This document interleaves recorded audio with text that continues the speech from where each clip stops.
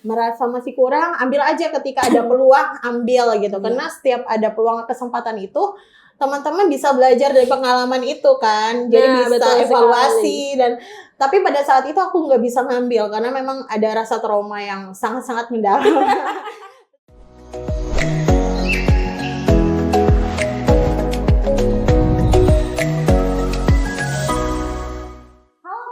Selamat datang di Ruang Muda Borneo. Tempatnya untuk kita berbagi cerita, pengalaman dan inspirasi untuk generasi muda bareng aku Ita dan aku Akoba akan menemani kawan muda untuk mengulik kisah-kisah anak muda dari Pangkalan Bun dan sekitarnya. Dari Pangkalan Bun untuk Indonesia, suara muda menginspirasi semua. Akhirnya. Oke, kali ini kita ada di segmen yang terbaru dari podcast kita. Apa namanya? Ruang Muda Borneo. Jadi Ruang Muda Borneo ini akan mengulik kisah-kisah inspiratif anak-anak muda yang ada di Pangkalan Bun dan sekitarnya. Pengalaman yang menarik ya untuk generasi muda sekarang. Karena penting banget untuk kita berbicara kepemudaan ya teman-teman. Ya betul. Jadi kita menyuarakan suara anak-anak muda yang mana bisa didengar nih oleh kawan muda semua. Betul sekali. Bukan hanya anak muda juga yang mendengar, tapi yang punya keperluan yang sebagainya. Jadi kita harus menyampaikan pesan-pesan ini kepada kawan muda semua seperti itu. Hidup Genji. Oke, hidup Genji. Jadi di segmen kali ini, di episode pertama, kita tidak menampilkan narasumbernya kita berdua. Kali ini kita ngobrol aja ya, Koba ya. Jadi kepemudaan itu seperti apa pengalaman kita, aku dan juga kita akan sharing-sharing mengenai kepemudaan itu sendiri seperti itu. Akhir-akhir ini kamu sibuk apa sih, Koba? Jadi kalau jujur akhir-akhir ini ada sebagai seorang freelance, jadi kita banyak cabang-cabang. Kalau jujur baru buka banget nih, mulai menjiwai, kayak mau mulai bisnis kecil-kecilan di rumah. Kita ada Hakko Kopi. Alhamdulillah aku iklan di Borneo, ya Allah. Jangan lupa datang ke coffee shopnya Koba ya guys. Jadi sebagai jiwa muda dan semangat muda kita perlu mencoba sesuatu hal baru. Jadi kita tidak pernah puas dengan yang kita dapat. Betul. Ya, kita selalu belajar ya Koba ya. Jadi kita udah mulai mencoba bisnis itu, dan kemudian selain itu aku juga MC freelance biasanya untuk wedding, apalagi nih lagi musim haji ya kan orang. Jadi musim nikah nih. Alhamdulillah MC itu sangat-sangat bermanfaat buat jadi jalur-jalur cuan gitu ya. Jadi kita harus memutar otak gimana sih kita akhirnya bisa mendapatkan cuan itu seperti itu. Kalau Ita sendiri gimana nih? Akhir-akhir ini aku sibuk kerja sih guys, jurnalis, ngeliput di mana-mana. Terus aku juga sibuk untuk ngurus komunitas Instan Kreatif Gemilang. Yang mana kami juga mengajar anak-anak putus sekolah guys. Nah, dan juga aku juga sibuk ini sih, buka apa tuh? Bimbingan. Bimbingan belajar gitu ya? Iya. Itu biasanya dari mana aja tuh biasanya? Bimbingan belajarnya dari anak-anak sih, lebih fokusnya ke anak-anak putus sekolah. Dan juga aku juga ngajar sih di Raja Seberang. Itu gratis guys. Wow, luar biasa. Berarti kita kerjasama dengan pemerintah di Raja Seberang untuk membimbing adik-adik yang berbagi pengetahuan. Itu luar biasa sih. Luar biasa juga untuk Koba ya. Banyak sekali mengambil melihat peluang kerja dengan adanya Koba menguasai public speaking. Nah, bisa dicontoh sih teman-teman, untuk yang teman-teman yang bisa public speaking, bisa ambil peluang pekerjaan. Ngomong-ngomong, Koba, gimana sih kamu bisa belajar public speaking sebagus ini? Masya Allah, tabarakallah, teman-teman. Oke, kalau boleh jujur, jujur, ini adalah sebuah hasil dari kerja keras bertahun-tahun ya. Ini udah mulai serius ya dalam ngobrolnya.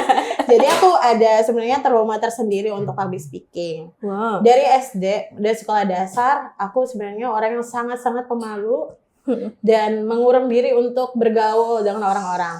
Jadi sebelumnya tidak berbeda ya dengan kamu yang sekarang ini ya? Sangat-sangat berbeda. Apalagi ketika aku ketemu dengan teman-teman di sekolah, SD ataupun SMP kayak gitu. Aku beda banget ya sekarang gitu. Dulu kayak pemalu banget gitu, nggak bisa ini. Tapi tiba-tiba sekarang di media sosial mungkin di Bamenyos atau di mana. Koba tuh guys.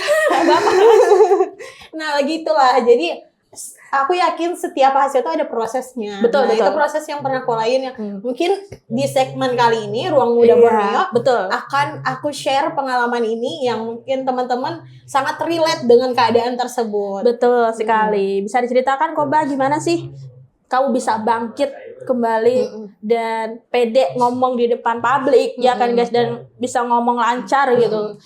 Oke, jadi waktu SD itu aku punya perasaan malu, tertekan, dan sangat-sangat pendiam. Aku paling benci itu pelajaran bahasa Indonesia. Nah, kenapa? Karena di pelajaran bahasa Indonesia itu kita dituntut untuk ngomong di depan kelas.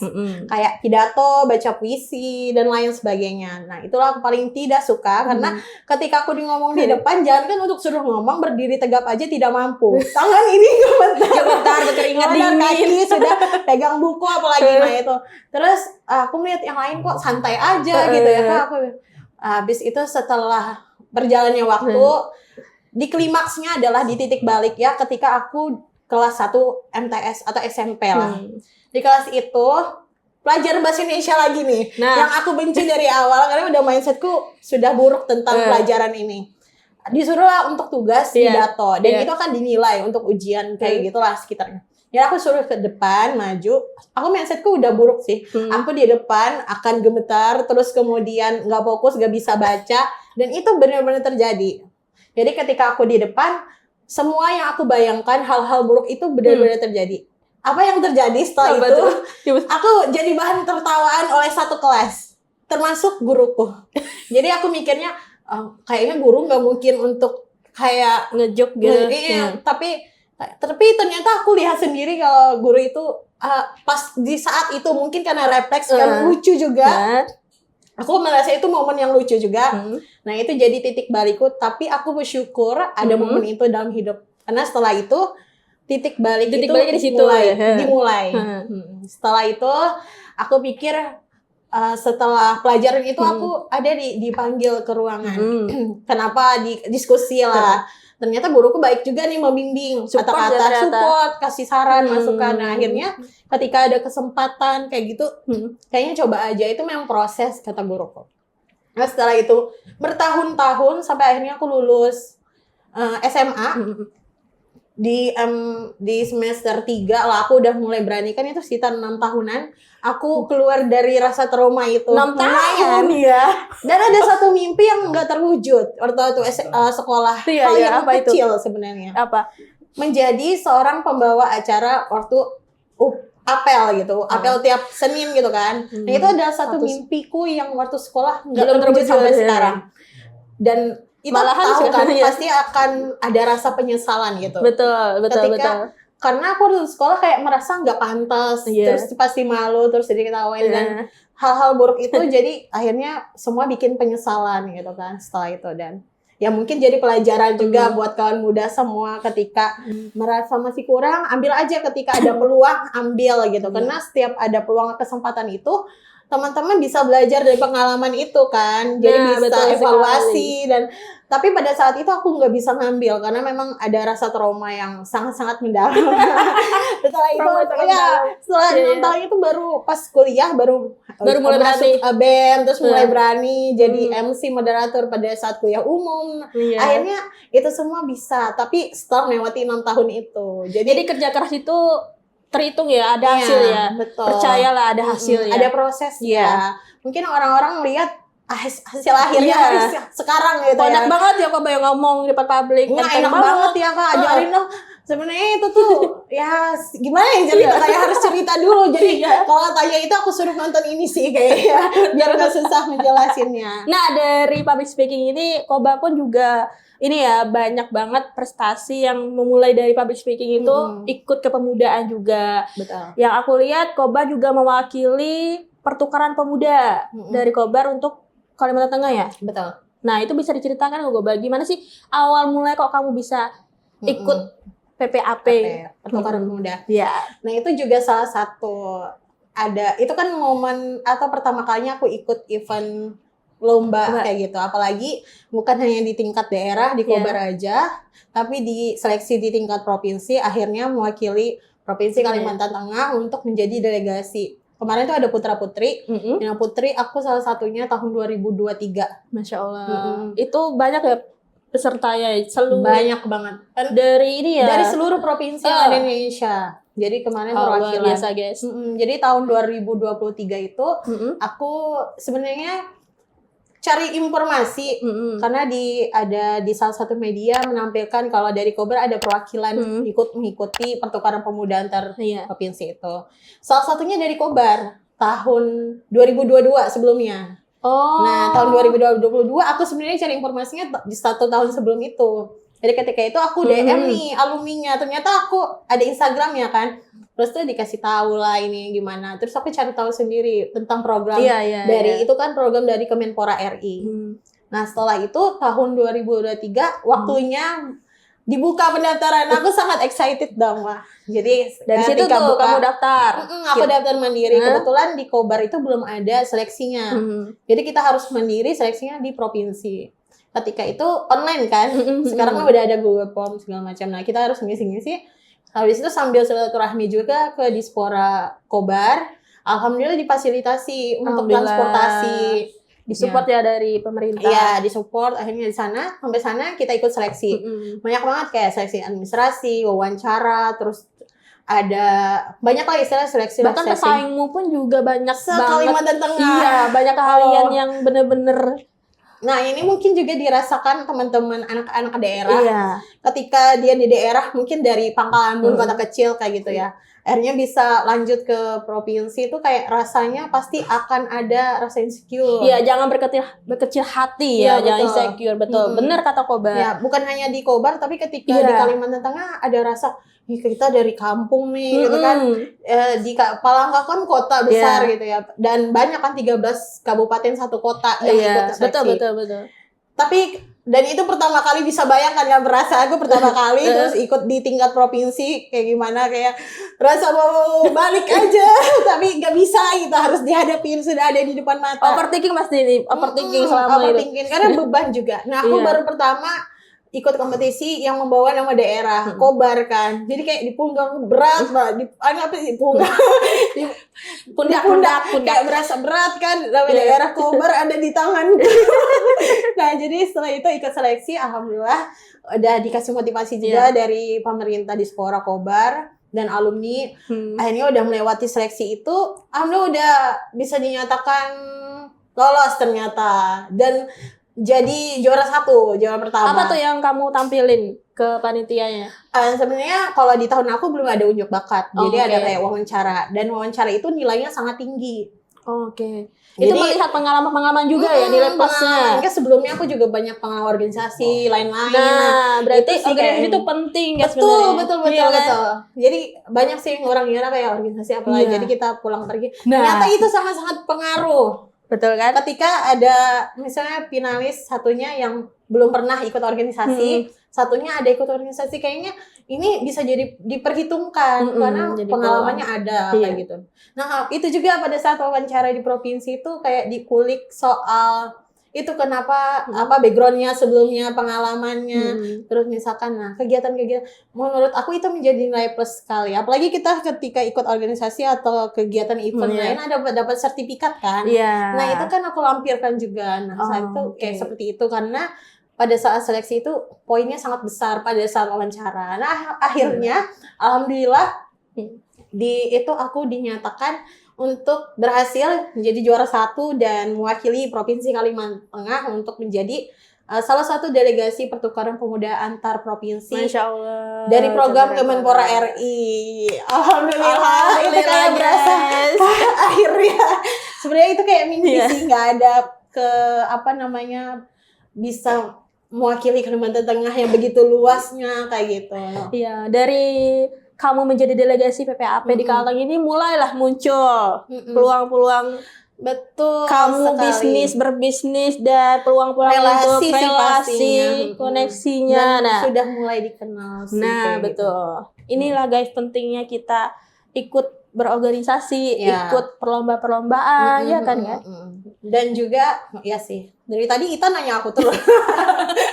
Ita juga punya pengalaman enggak sih? Maksudnya sekarang memutuskan untuk freelance kan? Karena banyak nih anak-anak muda sekarang kayak merasa apalagi kalau kata mertua gitu kan kalau Harus kerja kerja di kantoran kantor, dari 8 tapi mohon maaf sebelumnya kami tidak bermaksud untuk itu tapi mohon maaf ya mohon maaf guys, sekali lagi bukan izin, untuk merasa merendahkan atau yang sebagainya tapi ini menyampaikan suatu pemikiran kita, iya, opini kenapa sih kita mau milih untuk menjadi freelance kayak gitu kan, bukan yang kantoran. Mungkin aku tanya dulu ke Ita gimana nih mungkin kesan-kesannya menjadi seorang freelance apa kan dan kenapa memutuskan untuk itu. Awalnya nggak ada kepikiran sebenarnya jadi freelance. Nah, cuman gara-gara baru lulus kan, mau ngapain sih? Belum ada loker juga. Kalau ngirim lamaran juga belum ada panggilan. Nah, jadilah waktu itu BN buka freelance kan, untuk jurnalis. Nah, akhirnya aku coba tuh freelance. Ternyata selama dijalani udah berapa tahun ya? 2003 dong, 4, 25, 6. Nah, berapa tuh? 4 tahun, hampir 4 tahun ini kerja jadi jurnalis yang freelance jurnalis ya, yang terjun di lapangan langsung. Wah, ternyata seru tidak ini ya, tidak bosan, seru banget terjun di lapangan, kerja ketemu banyak orang, ngeliput peristiwa kejadian yang itu pun kita bisa melihat kejadian-kejadian itu kita bisa mengambil pesan-pesannya dari situ. Dan dari situ memutuskan memang nggak ada salahnya untuk kerja freelance daripada kerja ini ya kantoran. Karena setiap orang punya misi hidupnya dan masing-masing. Jiwa aku ternyata emang jiwa bebas ya, nggak mau dikekang juga. Nah jadi lebih memilih untuk terjun bebas, tidak terikat. Tidak ada yang salah dan tidak ada yang ini tidak ada yang salah, persepsi masing-masing. Gitu. Pemikiran aku ya guys. Lebih nyaman dengan yang stabil, pendapatan stabil, menjadi seorang ini ya kan karyawan atau ada juga yang memang orangnya kayak jiwa-jiwa ini lebih bebas berpetualang walaupun misalkan pendapatnya kurang stabil. Semua itu ada plus minusnya. Jadi betul. Nah, kalau aku juga freelance guys. Itu kok bisa sih kamu untuk mau freelance juga? Oke, kita mulai cerita. Jadi sebenarnya aku sarjananya ke teknik sipil. Agak sulit dan agak susah. Dan akhirnya kenapa memutuskan itu? Jadi sebelum lulus, aku lulus tahun berapa ya? 2021 atau 2000? Pas COVID lah intinya. Jadi aku wisuda itu ada pakai ini. Apa sih penutup muka itu? Nah, misalnya sebenarnya aku sebelum lulus udah kerja di kontraktor. Karena udah ada pengalaman kerja dari juga. Kampus itu sebelum lulus udah sediain nggak? Ya, karena peluangnya lulusan teknik sipil itu banyak banget, tapi lulusannya sedikit kayak gitu. Jadi sebelum lulus karena lulusan susah ya, ditarik-tarik, udah ditampahi banyak orang tuh, ditampahi ini berapa orang tuh suruh masuk kantornya. Alhamdulillah di salah satu perusahaan yang cukup besar di Kobar kontraktornya. Udah kerja di situ sebelum lulus dan setelah lulus kerja sekitar 2 tahunan kurang lebih. Sepertinya aku pikirnya banyak kesempatan yang menurut aku harus aku lakukan sebelum umur ke 30 tahun ya. Sebenarnya tiap orang punya tujuan hidup dan ini ya, tapi aku pikirnya itu. Kenapa? Karena ada impianku sebelum 30 tahun aku harus ini. Iya, tiap orang kan punya ya impian masing-masing. Nah, jadi aku mikir itu dan aku tuh memang sama di itu, mungkin jiwa-jiwanya lebih ke sosial dan lain sebagainya. Setelah aku memutuskan salah satu keputusan yang terberat sih dalam hidup karena itu bukan cuma efeknya ke aku tapi ke orang tua dan keluarga. Nah, jadi setelah aku memutuskan untuk resign sekitar 2 tahunan mungkin akhirnya aku juga meyakinkan nih orang tua. Sebenarnya orang tua agak-agak keberatan karena udah enak kan datang stabil kerja kantoran. Yang penting tuh pendapatannya stabil sih. Tapi kenapa nih keluar terus ada masalah kah atau ya? Sebenarnya nggak ada. Dan aku keluar pun baik-baik ke direkturnya. Aku nyampaikan sama. Setelah itu aku memutuskan untuk freelance, untuk bebas. Aku kerja di salah satu menjadi apa namanya di BPS pernah juga jadi di lapangan bersama Hepet. Terus untuk wedding MC itu sendiri aku masih sepi sekali karena belum ada portofolio dan lain sebagainya. Terus akhirnya dapat juga nih salah satu teman aku Rido ya. Jadi halo Rido. Salah satu tim BN juga ya. Nah kami itu ketemunya pada saat ikut salah satu pelatihan kewirausahaan di hotel. Iya aku tahu itu. Dia tahu juga. Dia sebelumnya kerja kantoran, akhirnya dia keluar ke ini. Apa sih itu basicnya kesehatan ya? Iya dia sama kayak aku kesehatan juga. Jadi dia ketemu lah ikut kok bimbingan perusahaan dan lain sebagainya. Karena udah kenal dari Rido, jadi di Rido ini sebenarnya dia duluan kerjanya di Borneo News. Dia kerja lihat aku freelance, habis itu ketika Borneo News buka loker untuk konten kreator ya aku ingat itu. Langsung di WA. Ya, aku tuh agak ragu sih, kayaknya aku nih nggak konten banget. Tapi ya percaya aja katanya. Ya udah aku dia duluan masuk, baru aku masuk. Akhirnya langsung diwawancara oleh kemarin itu pimpinan, alhamdulillah langsung keterima gitu. Kalau nggak salah kita satu angkatan deh waktu itu, konten kreator, koresponden, sama videografer gitu ya. Iya kan, betul iya sama satu editor kita juga. Iya, Feby. Iya satu angkatan. Iya satu angkatan loh kita. Oke, nah itulah akhirnya kita sampai sekarang alhamdulillah jadi freelance di Borneo News. Itu sih suka dukanya pasti ya intinya ada plus minusnya guys ya. Tapi ini tergantung kita juga sih maunya apa dan juga gimana. Memang nggak ada yang disalahkan karena memang tergantung tujuan orang kayak gitu. Gimana ya?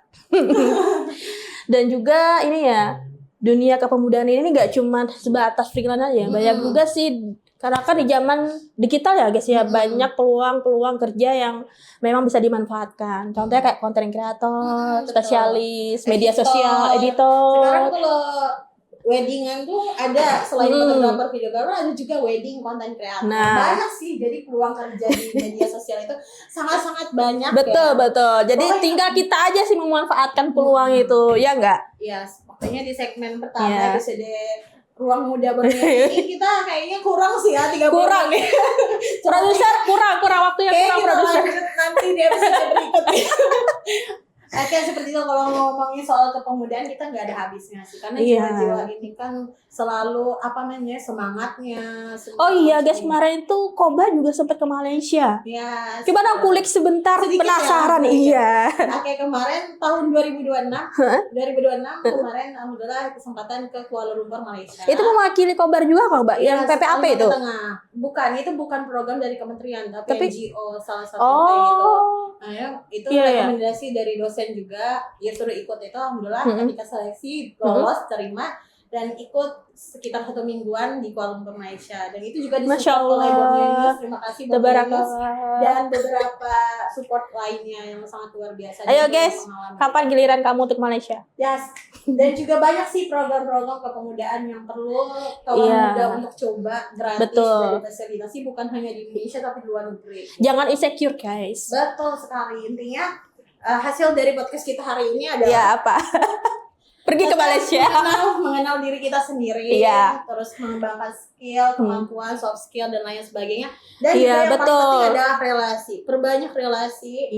Jangan utamakan cuannya, tapi relasi itu lebih. Dari relasi itu kita bisa mendapatkan cuan. Betul sekali. Dan pengalaman yang lebih banyak. Kalau ada kesempatan ambil, pokoknya kalau ada kesempatan ambil jangan pikir 2-3 kali karena dari pengalaman itu kita bisa evaluasi apa sih yang kurang dari kita dan lain sebagainya. Mungkin penutup dari Ita gimana? Teman-teman, kalian jangan insecure, tetaplah bermimpi, berkarya dan teruslah berinspirasi untuk bagi kita semua. Betul.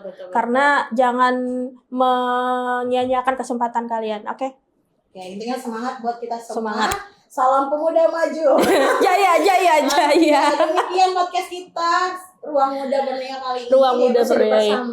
Kita sampai jumpa di Ruang Muda podcast selanjutnya. Betul. Dengan jangan lupa juga untuk like, comment, subscribe dan share ke media sosial kalian. Iya. Bye bye.